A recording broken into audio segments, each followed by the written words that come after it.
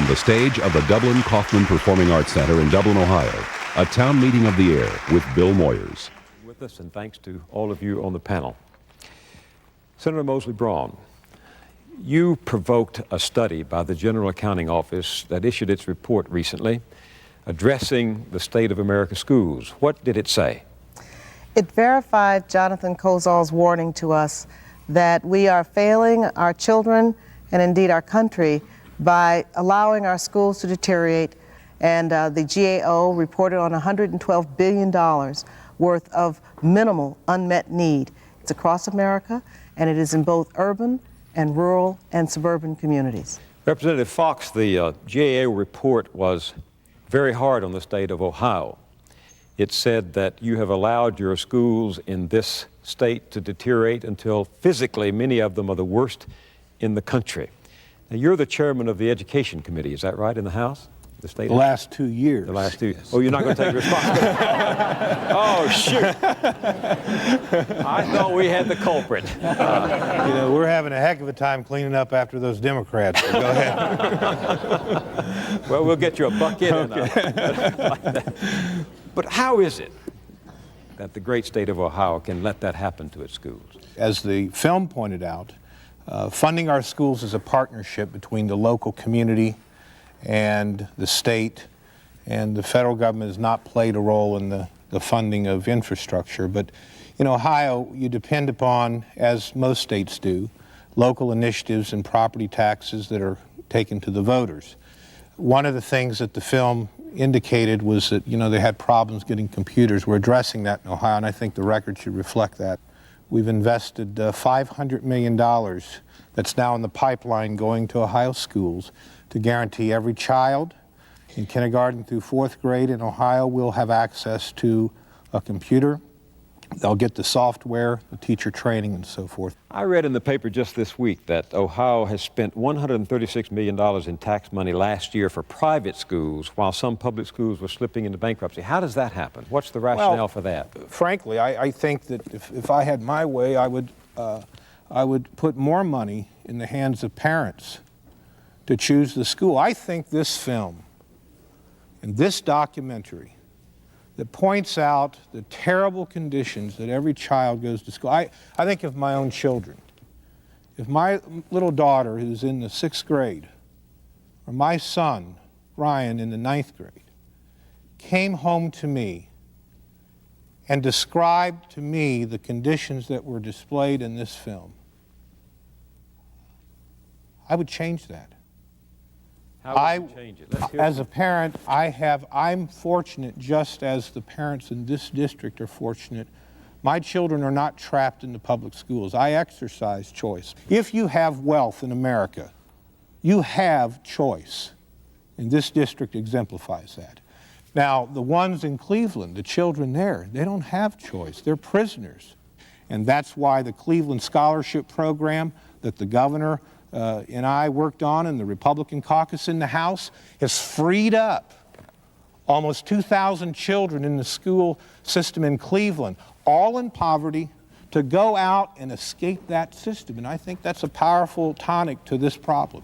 Michael Charney, whom we saw in the film, is waving his hand back here. You're a teacher where, Mr.? I teach 7th grade in the city school system of Cleveland. And you wanted to say? I want to say that I don't have textbooks to teach my 7th grade based on the state curriculum frameworks. And one of the reasons is the policies that say we're going to save 2,000 students and ignore the 72,000 students in the Cleveland schools.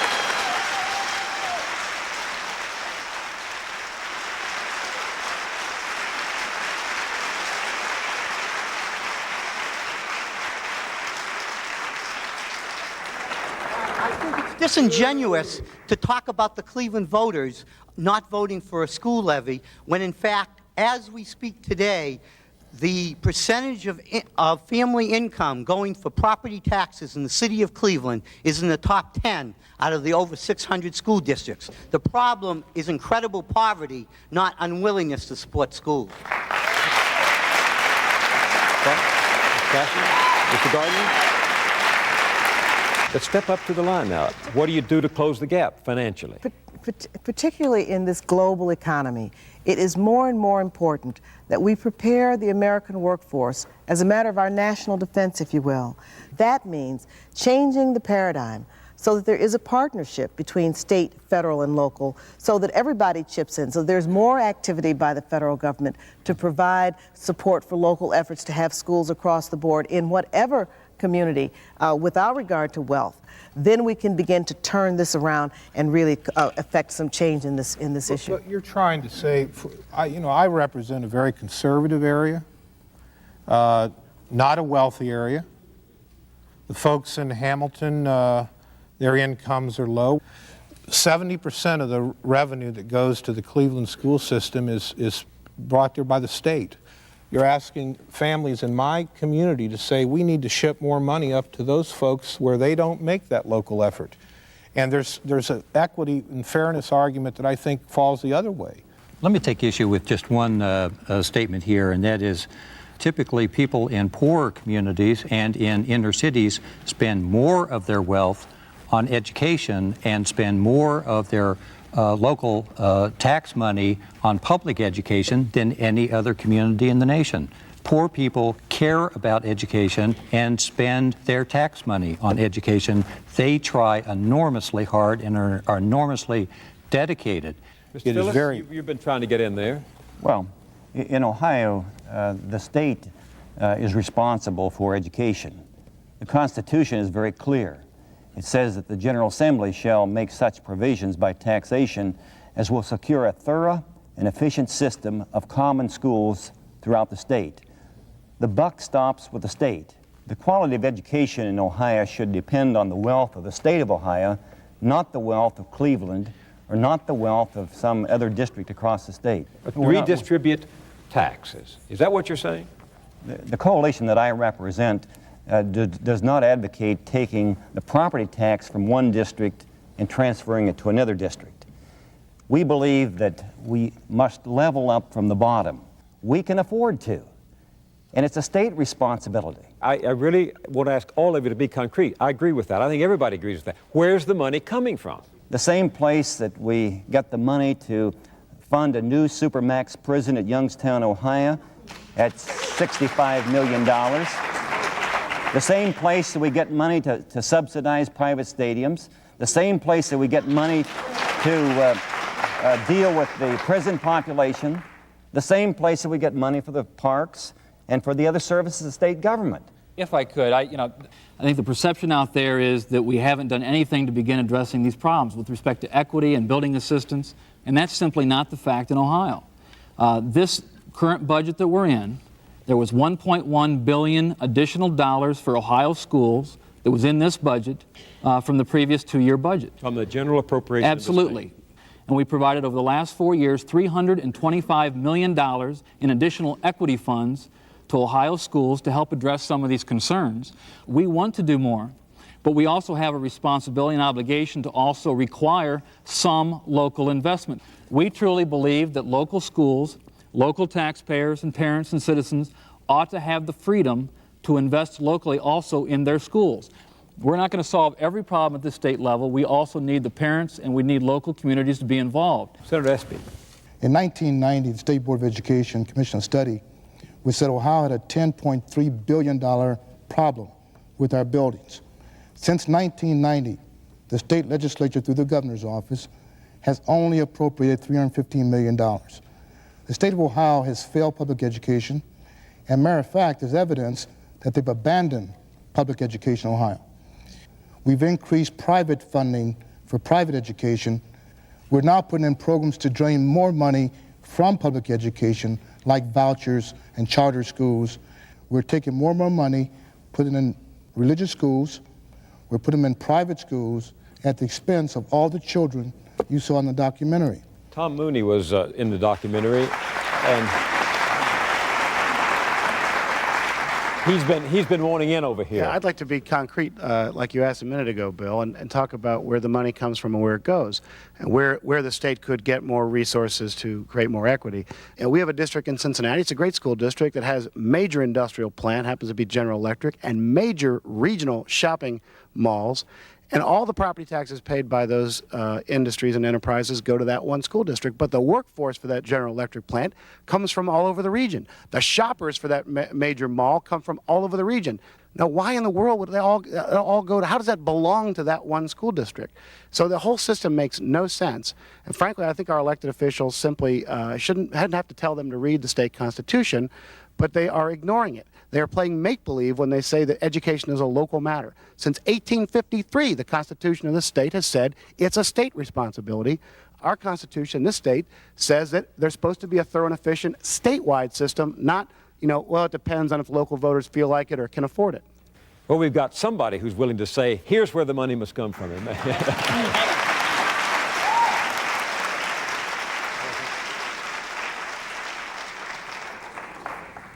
That's the point. The point is that all these local efforts to add a little bit more state aid one year and then they cut it back the next, or add a little bit of extra money to help with building, all those efforts are attempts to adorn and decorate a basically flawed, inequitable system. The idea of financing local schools primarily on the basis of local wealth is abhorrent from any basic American point of view about fair play, because it guarantees that the family that can afford to buy a $1 million home in an exclusive suburb automatically is able to buy essentially $1 million education for their child, and in that way rig the game of competition for the rest of that child's life. If money is good for the family that can live in an exclusive suburb, then it's good for the poorest family in Cincinnati. And if what I'm saying sounds like some type of redistribution, that's exactly right. That's what it is. There's no other way to do it. But there's no other ethical way to do it, unless we really believe that a child born in Cincinnati is no more and no less than a citizen of Cincinnati, and that a child born in Great Neck, Long Island, is a citizen of Great Neck. But we know that's not true. All these children are American children, and they ought to be treated with the dignity that we give to our own children. David Gergen, you've been trying to get in over here. David Gergen is not from Ohio, but he brings a national perspective to Ohio. What do you say about this? I think as a national family, we have a responsibility to every child in this country to ensure that child can go to a school where the roof is not falling down, where you don't have to put an umbrella up to prevent yourself from being rained on in a library, and you've got an encyclopedia that says we've already been to the moon. And in fact, primarily a local and a state responsibility. But I also think that we as a society have a responsibility, and I for one believe that if we, under President Eisenhower, we could develop an interstate highway system and put money into roads across the country, that we as a nation should be willing to put money into infrastructure in schools. It seems to me that's a basic right. But I have to add this one perspective, because I think taxpayers have a right to expect something in return.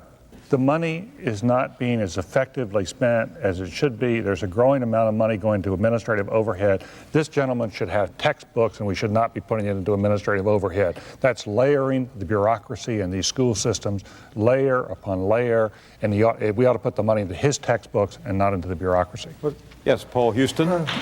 Speaking for the administrative layer, Paul Houston represents all the administrators of this country. I mean, the fact is that Mr. Gergen, in the gross way, may be making a valid point, but I think you have to look at the facts a little more closely. In terms of administration overhead in this country, we spend about 4% of school budgets on administration. We, in fact, do spend a tremendous portion of our budget on non-classroom teaching. What does that money go for? It goes for things like electricity, transportation. It goes for nurses. It goes for filling in the voids, unfortunately, that have been created by a society that's changed dramatically over the last 30 or 40 years. In fact, I would put the size of administration up against almost any other private sector, and certainly up against state government. I think we owe it to our audience at home and here to try to, even if we don't agree, to at least put on the table some possibilities for increasing where do we get the tax funds? We have to come together to work on cooperative solutions in which the federal government does that which it can do best, the state governments do better. State governments have been declining in support of education across the board. The GAO documented that. Across this country, state support has been going down. And so we need to come up with some approaches that say, let's cooperate, give the locals a role that they can play best, the states can step up to the plate and take primary responsibility, but the federal government has a role also. The idea that public goods can only be delivered through a public government-run system is alien to every other segment of our, there are other examples. So that's why you support vouchers so that students can go to private schools. That's why you would support other measures that would, not you personally, but a politician. Exactly, but that doesn't mean you abandon the public purpose. But that's what is happening, though, realistically, Mr. Fox, isn't it? I mean, no. I know that the state legislature, I'm not saying you were in it at that time, but the state legislature in Ohio a few years ago gave large tax breaks to write-offs to businesses without compensating the school districts for the loss of that income from those property taxes. No. Yeah, that's a fact. I didn't make that to get applause. I just made it as a statement of fact. The state legislature didn't do that. We gave to local governments the authority to provide tax abatement, which is, in the scheme of things, an infinitesimally small component. Now, I know, they but had the point is, if you take money for this, somewhere it has to be found for that. Well, but this is what the other thing I wanted to do. I wanted to go to Mr. Kozol's point, and I agree with you. The property tax is absolutely abominable. But if we said, well, let's go to the income tax, that would be even more disequalizing. Now, let me also put this in perspective. To do what Perry School District did in the film, the one with the $100 million campus, for us to bring the whole system up to that would cost the state of Ohio $100 billion to provide every child with the Perry County campus, $50,000 per child, to bring us up to the per pupil spending of Perry County would cost us, the taxpayers, $18 billion. That's $4,000 for every... Someone is saying, Mr. Fox, pay it. What's the obstacle to paying it?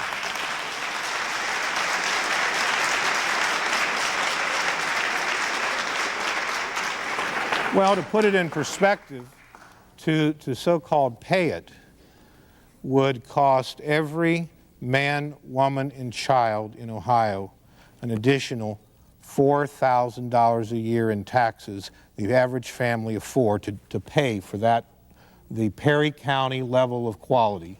That might be a good price to pay for democracy.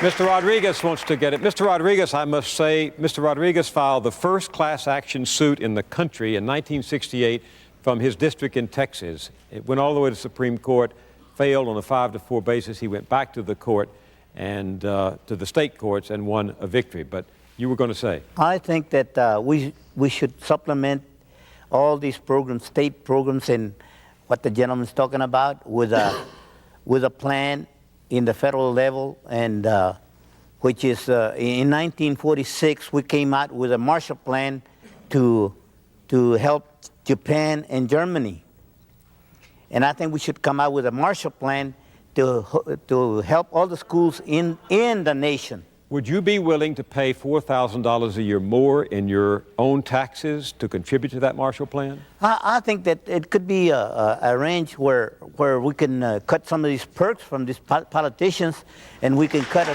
lot of these. Let's say we do that. Sir? Let's say we do that.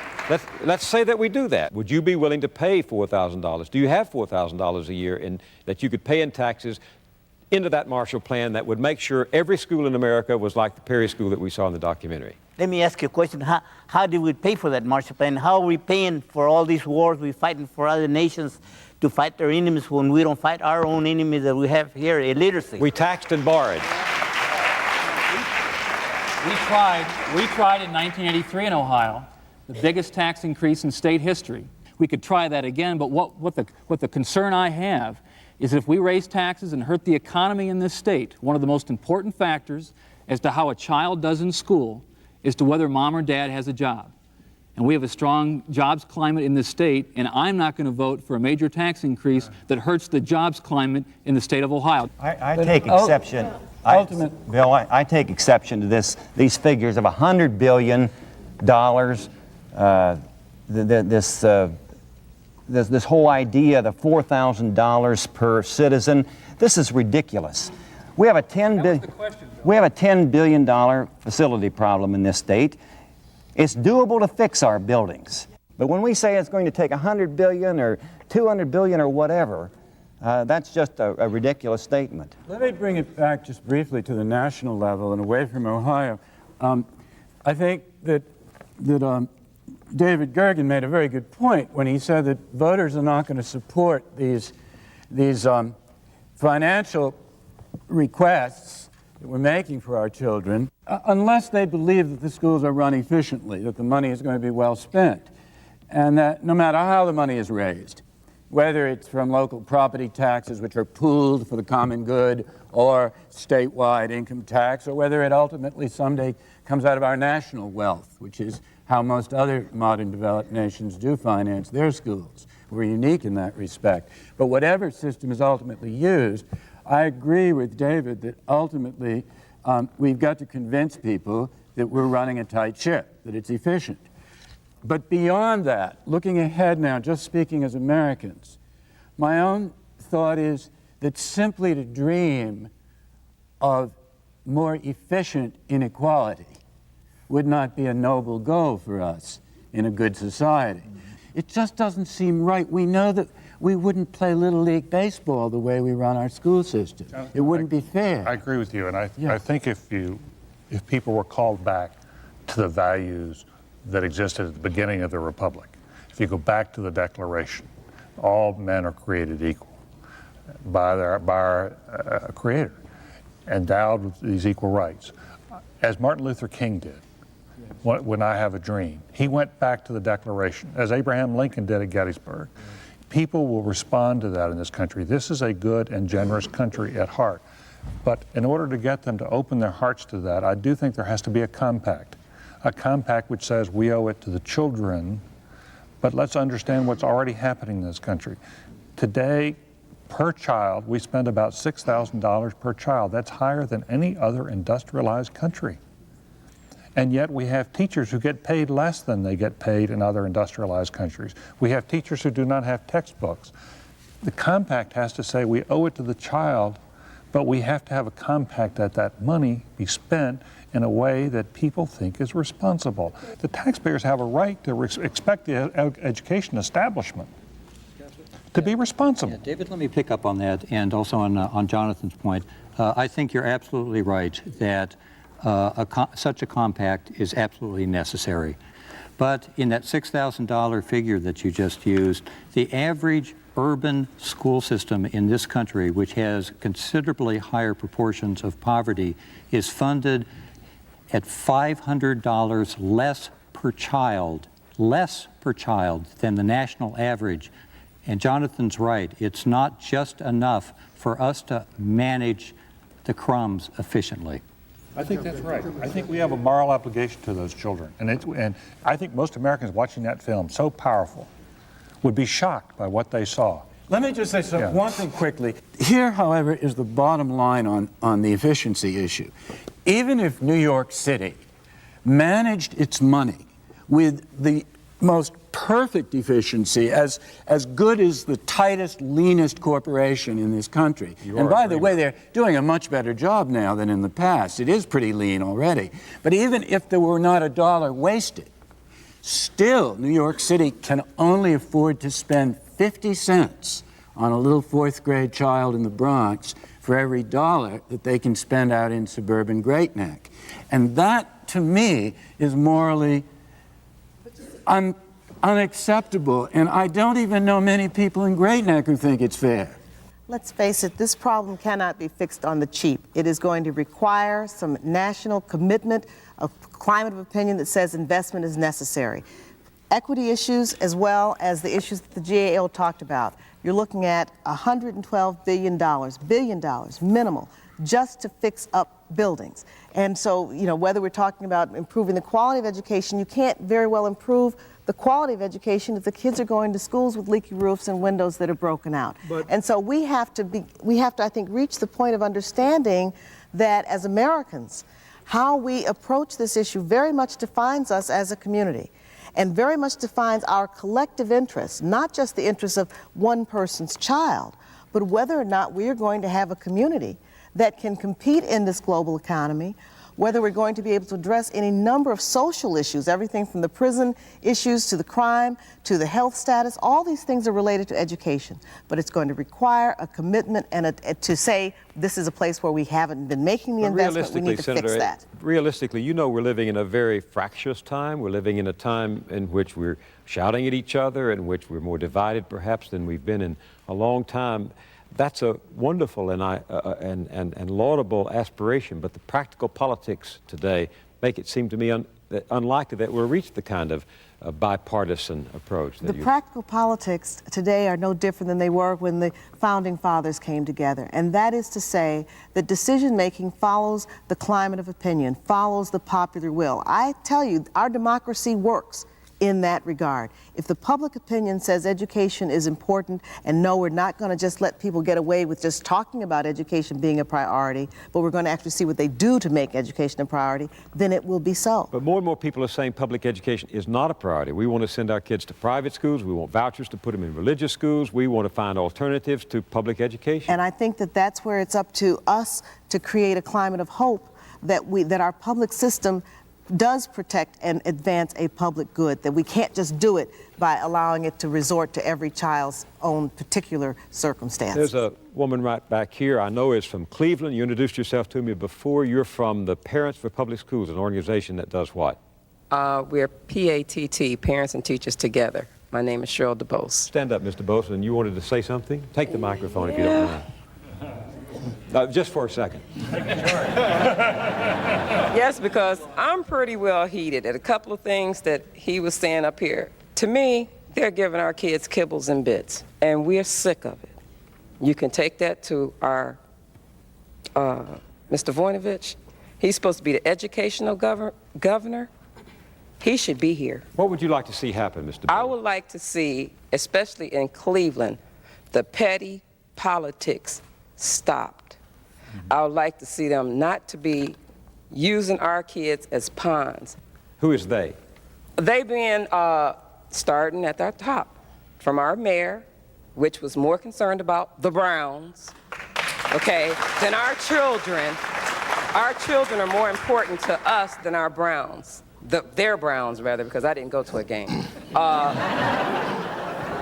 Their priorities are mixed up in Cleveland. For building a stadium for the Browns? Exactly. They're building hotels. They're building everything except for schools, which we need for our children. Their priorities are mixed up. There is a student behind you. There's a student behind you who wanted to speak a moment ago. Is this a good time? Where is he? Yes, sir.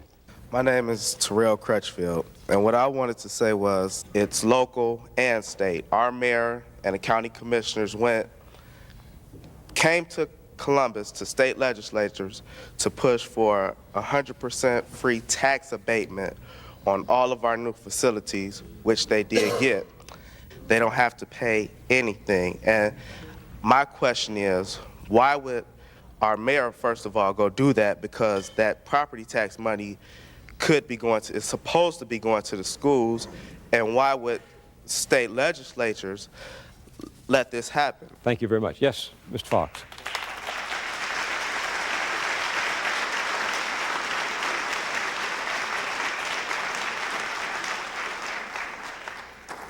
The answer to the question that he raised, and it's a good question, and it's really a difficult policy question for every legislature in America, and that is the competition between states for jobs. The short answer to your question is the reason we allow local governments to grant these inducements to businesses to come to Cleveland, and Cleveland is a city where they brought thousands of jobs back into the city, is because we are constantly rated by Kentucky, where they have tax abatements that are incredibly generous.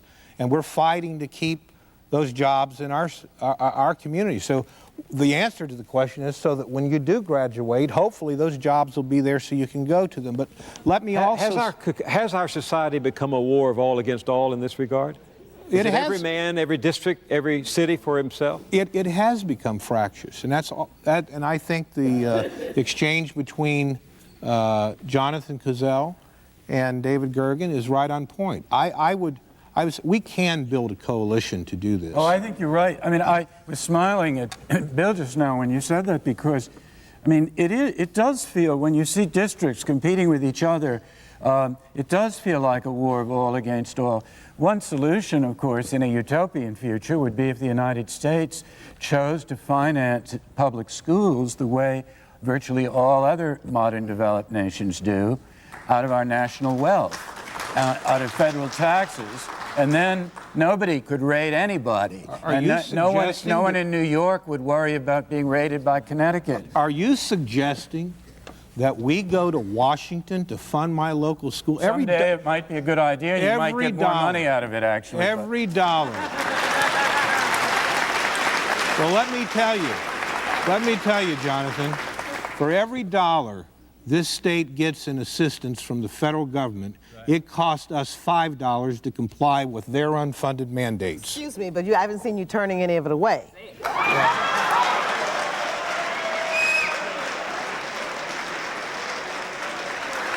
Well, wait a minute. That's not right. We have turned it away, and we're turning away right now. We've got a big discussion on outcome-based education, the Goals 2000 money. The point, however, is that the day when we can afford to point fingers at each other and break down into I'm an Ohioan versus you're an Illinoisan, or I live in East St. Louis versus Chicago, those days have to be behind us. We are Americans, and as Americans, we are all in this together. Do Americans and have as the right? As Americans, we have an absolute responsibility to see to it that every American child have a chance to be educated so that they can hold their own in this global economy and so that our nation can stay strong. That is the issue before us today. But why? And it is not a matter of pointing fingers at Washington and all that Senator's absolutely right. There's a mindset mindset that is developed in this country that is, I've got mine, too bad about you. Right.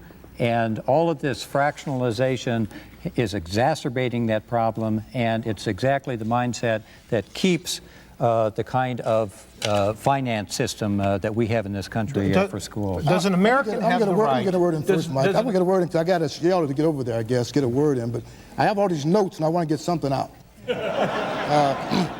I want to go back to Ohio because since most people here are from Ohio, I think they should know certain facts about how this state operates.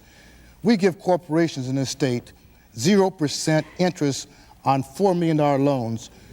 20% of our schools get emergency loans, and we charge them 7%. Now, there's something wrong with that picture, too. This whole spin that you all are trying to put on how great we're doing in Ohio, we are actually failing kids, and we know that. The documentary is great. But I, not for once, David, think that legislators in Ohio are going to be persuaded by emotion. They know the condition of these schools, and they will not do anything till the courts tell them they must do it. And that is why all this talk about what we're doing on an incremental basis means nothing. We have kids who don't have incremental lives. They have to go through first grade year by year. By the time you solve our school building funding problem, it takes 221 years at the rate we're going now, and you know that. Senator, let me point something out. We're trying to wire schools where kids go to the bathroom outside. Mr. Rodriguez, I asked our legislator, what about that kid going outside to the outhouse? He said, we'll buy him laptops. That's the attitude we have in Ohio regarding our school kids. Well, Mr. Rodriguez, I disagree with you on one thing, and that is that the court decision is that nirvana. You won your case, didn't you, Mr. Rodriguez? Well, you won your case, and the Texas legislature is still fiddling around with funding it. Good question. Yeah, nothing has happened, has it really? Well, actually, they have given us some, but it's just like he said. The only reason they gave us money, sir, and they help us a little, is because the courts been after them, and the legislatures will never answer unless the courts. We have a judge back here who made a very important decision in the state of Kentucky on this issue. Judge, stand up. Tell us who you are, what you wanted to say. I saw you, when these gentlemen mentioned the court, I could see you rising to the occasion. That is not a gavel. I'm Ray Corns, retired circuit judge from Frankfort, Kentucky, and I was the trial judge who had the school funding case first filed there in 1985. I'm glad to report that as of today it is fully funded, and we're making, I believe, tremendous strides in the Commonwealth of Kentucky. And I say this with humility and not with any other point in mind. We're getting many people, parents from southern Ohio, who are calling across the river asking if their children can come now to the schools in Kentucky. May I ask you what the state did after your decision that has funded the court's requirement? Number one, we considered the state as a unit. We had the same arguments from Louisville and Lexington that you should not take those monies and send them to Appalachia, Kentucky. But thanks to the media, they suddenly realized, or came to realize, that poor schools anywhere in Kentucky hurt Kentuckians everywhere. So what the governor and the legislature did after the Supreme Court upheld my judgment, they put on the largest tax increase we've ever had in the history of Kentucky. Income tax? $1.3 billion. They added 1 cent to the sales tax, raised it from 5 to 6 cents, and had a major revision in the income tax, and sent 800 million new tax dollars from the state to the local districts. And Mr. Moyers, that's where the money has to come. The local districts will never be able to support an adequate school program. What was your decision? What did you decide? I decided two things. Number one, education is a fundamental right, and a child's quality of education cannot be contingent upon geography. Every child has a right to an adequate, equal educational opportunity wherever they live throughout Kentucky. We've had no political fallout, and the 800 million new plus dollars still going to the local districts as of this hour, and we're in the 5th, almost 6th year of our program. Mr. Phillips, did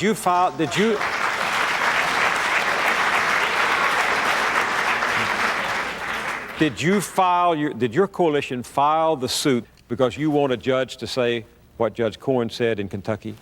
What we asked the court to do is to declare that education is a fundamental right.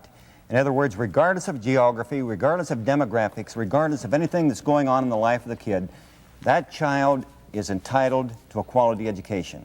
20 years ago, I went to, as a bureaucrat, as Assistant Superintendent of Public Instruction, I went to Vinton County to try to help get good facilities for the Vinton County students. 20 years later, with this incremental plan, this incremental financing, and by the way, with the $120 million that's available for public school buildings for the next 2 years, at that rate of spending, it'll take 170 years to deal with the $10 billion facility problem. Now, most of us don't have that much time. Now, what we want is for all children to have a quality building, quality materials, quality supplies, quality programs.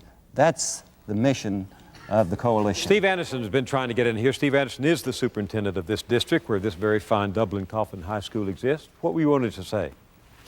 I find the whole concept of the town meeting very interesting, and speaking on behalf, I think, of a lot of professional educators, I'd like to say to the politicians that are in this room and in this country, and I'm not trying to personalize it, but I think it's an excellent example of how we as adults lose track of what our focus should be, and it really should be children. And I would challenge the politicians in this state and in this country that if you sit in one of those classrooms that you saw on TV today and look the children in the eyes for a week the way our teachers do and our principals do, the children in this country would take on a very different priority than they are in this country today, or have probably for the last 100 years.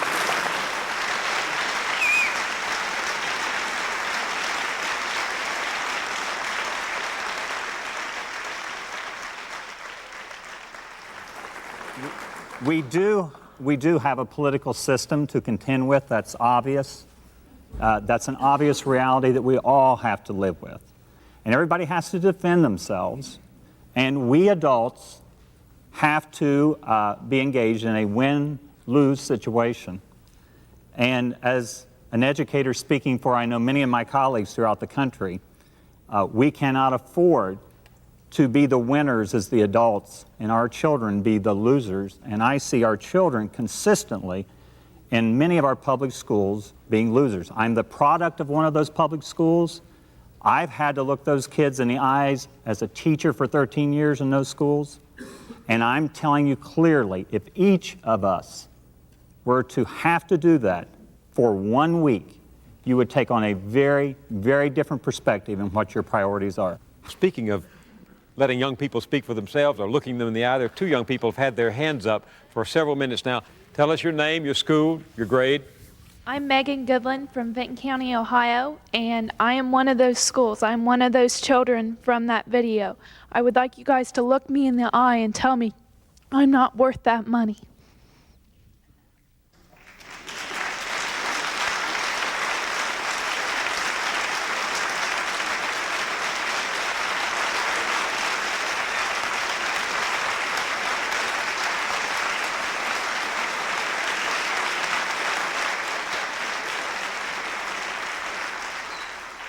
That's a hard one, but who will step up to it? I think that you are worth that money. And I think that every child in this state is worth that money. And what we are trying to build is a legislative coalition that has to reach across party lines, rural and urban and suburb districts. And one of the difficulties we have in building that coalition to deal with this problem, and there are many of us that are committed to it, the folks in Hamilton, Jonathan, I don't come from a rich district. The average person in my hometown of Hamilton makes $26,000 a year. And they get puzzled when they read about a custodian in Cleveland that makes $80,000 a year, while the average teacher in the Cleveland system makes $44,000 a year. And they say, why are you going to tax me more to do that? And why can't we free up? And I can tell my colleagues here, and I'll tell the stakeholders here, I will be happy to build a coalition. I think you're going to have to expand the constituency for public education and reach out to all kinds of groups to get this problem solved in the sense of a mission to the moon. It cost us $100 billion to put a man on the moon. And the federal government paid for that, right? Well, but Jonathan, but Jonathan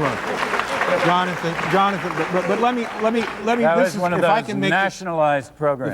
If I can make this last point. Sure. I don't want children to go to schools because they're the only choice they have. I want them to go to that public school because it's the best choice. And let parents have that right, and we can build the coalition. But don't keep these people chained to a failed system. That is the essence of it. Briefly return to the very moving statement that this young woman made, because in her voice there was such tremendous feeling. And, you know, whether we're talking about white or black or Latino kids, but kids who live in low-income districts ask that kind of question all the time, because per pupil spending in schools is one of the few places in America where we explicitly tell people how much we think they're worth. And when she's able to, you know, ask that question, am I worth as much money as they're spending on the daughter of a wealthy person, that's a question that cuts to the core for us as Americans. This discussion keeps on being defined in terms of money. And I think if that's the level at which we discuss it, I think it's very difficult to be anything but fractious, because we keep on, in effect, talking about how do we redistribute the same size pie. I think it's possible to be much more optimistic about these kind of issues than this discussion has suggested. I grew up in the South, and it's been remarkable to me that political leaders have emerged there in one state after another at the gubernatorial level, who have been true education leaders and have made a difference. But they did it not by simply talking about money, but by emphasizing progress, social and economic progress for the entire state. They lifted the edge, they put more money into the schools, and they also emphasized reforms in the schools. And the school leaders were able to reform things. They, for example, changed the standards for teachers so that retiring military people could come in and teach, and they made good teachers. Yeah, and it was possible in state after state in the South by people, in effect, lowering their voices and raising their expectations to build coalitions that worked. The state of Mississippi today, you know, everybody 30 years ago, everybody looked upon it at the bottom of the pack. In the state of Mississippi today, fourth graders are now scoring higher on national test scores than our fourth graders in California. And that includes fourth graders who are white in California. You know, so it's possible through positive leadership that's not divisive, that's not fractious, to do this. I think that part of the debate here, and I think part of the solution, is how we look at children. Are children a cost to be contained or an investment to be built upon? And I think a lot of the discussion we have hinges on our view of whether they're a cost or an investment.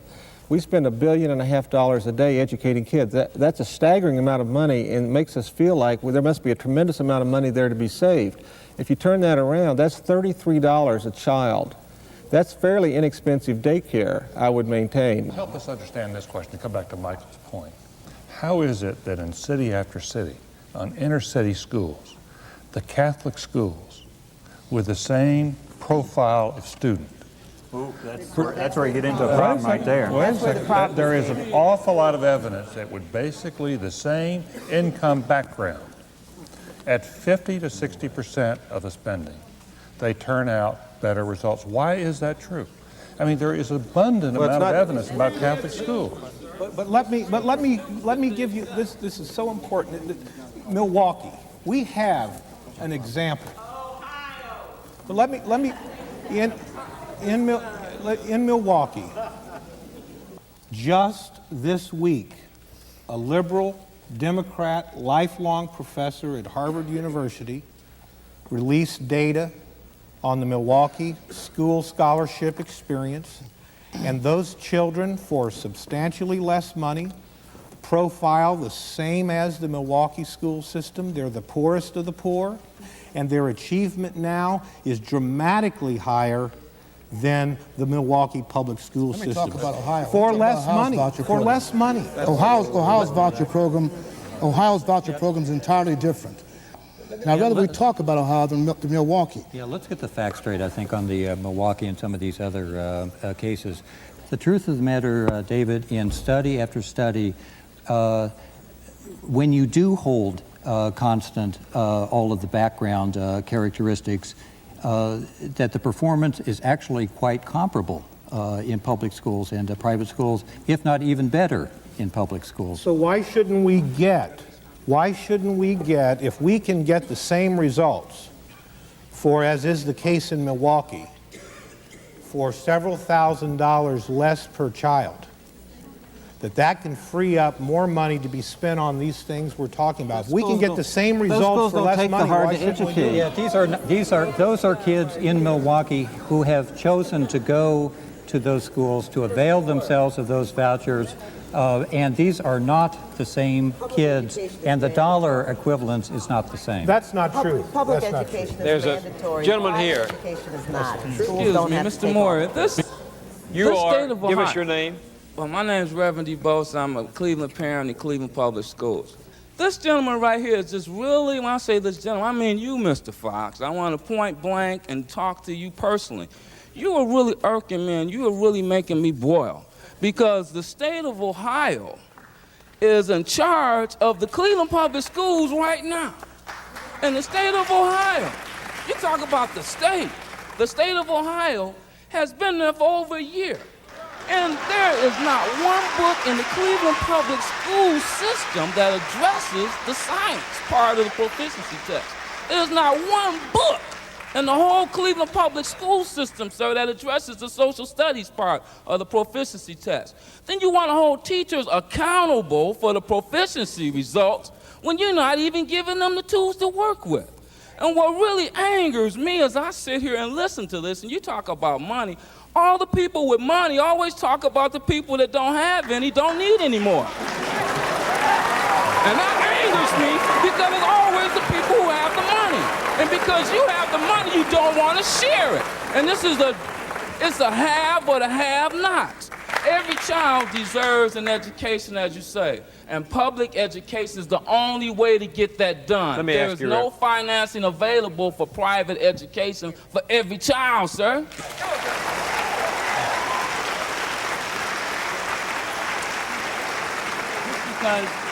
Just because a legislator might not live in Cleveland doesn't mean that they're not concerned about what's going on in those schools. But let me make one point that is of concern to a lot of rural school children and parents and in suburban areas as well, that in the Cleveland public schools, they're already spending much more per student than we are in Wood County, spending much more per pupil, and people are questioning some of the results. That's a meaningless argument, though, really. I'm not saying that's the only issue. That's an absurd argument. Thank you. That really insults. Gentlemen, ladies and gentlemen. All the discussion, much of it, when we debate these issues, tends to be financial. And even the advocates, the liberal advocates like myself, tend, when we go up to Capitol Hill, for example, to advance only the economic issues. But when you see the material we saw in the documentary film, and when you visit in many of those schools, not just in Cleveland or Cincinnati, but in many other cities, and you sense the morbidity of daily life in a building that's so squalid and unpleasant. Don't these kids deserve to enjoy their childhood? Shouldn't they be able to have 12 or 13 years in which they're surrounded by something that's beautiful?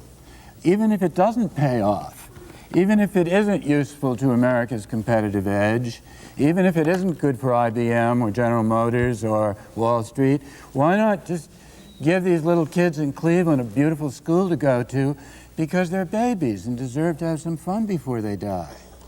And wouldn't that be a good reason to do it as Americans who love children? I'd like to ask Joan Dykstra. If we do love children. I'd like to ask Joan Dykstra, who's been quiet during this discussion, to tell us, what do you think? I think there's been a lot of discussion nationwide, not just here in this room and certainly not just in Ohio, about how this nation not only looks at its children, but how we treat them. And as the documentary showed, that we definitely have some crisis in certainly some of our schools across this nation. The report shows also that we have not taken care of our children for a long time, and that we also thought that we were taking care of them and that we were meeting their needs. Why in this country do we always have to have crisis before we acknowledge that we need to do something? And I think we're there. So if this documentary, if this panel, with all of the varying opinions of how to fix it, if that will make the call to this nation, not only for its parents, but certainly for every person in this nation, that we will not pit one generation against another, but that we will look at this and say, it's time for us to actually commit to the thing that made our democracy great, and that was giving every child in this country the best public education that we could give them, and certainly a healthy environment and a safe environment so that every day they could go to school and they could learn.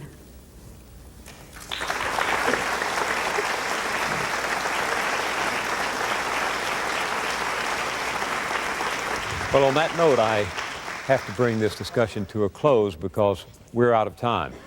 I want to thank all of you on the panel for braving each other. I want to thank all of you behind us for coming and providing moral and verbal support to different sides. And I want to thank all of you for your generous patience and time. A discussion like this settles nothing, but it does, I think, intensify the conversation, and democracy is about trying to talk our way through to solutions to the great challenges that we face as we move toward the 21st century. So thanks to actually all of you in this room, and to public broadcasting in particular, to Jeffrey Hayden and Eva Marie Saint for their commitment to this project. And let's keep the conversation going. Thank you very much. Thank you. Thank you.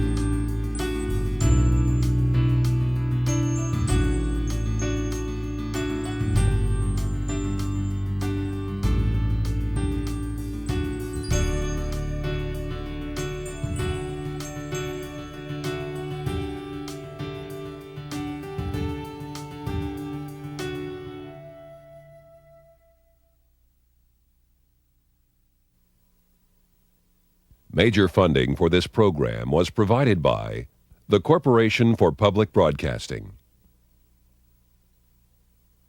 the Ford Foundation, corporate funding is provided by Mutual of America, building America's future through pension and retirement plans, encouraging dialogue and discussion.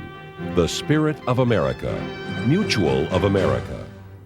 Additional funding was provided by the French American Charitable Trust, the CAP Charitable Trust, the Pincus Family Fund, Florence Sanford, Joe Coleman, Newman's Own Incorporated, the Oak Foundation, the Streisand Foundation. For a free viewer's companion guide for this program, call 1-800-277-0829 or write to the address on your screen. This is PBS. To purchase a video cassette of this program, call 1-800-553-7752 or write to the address on your screen.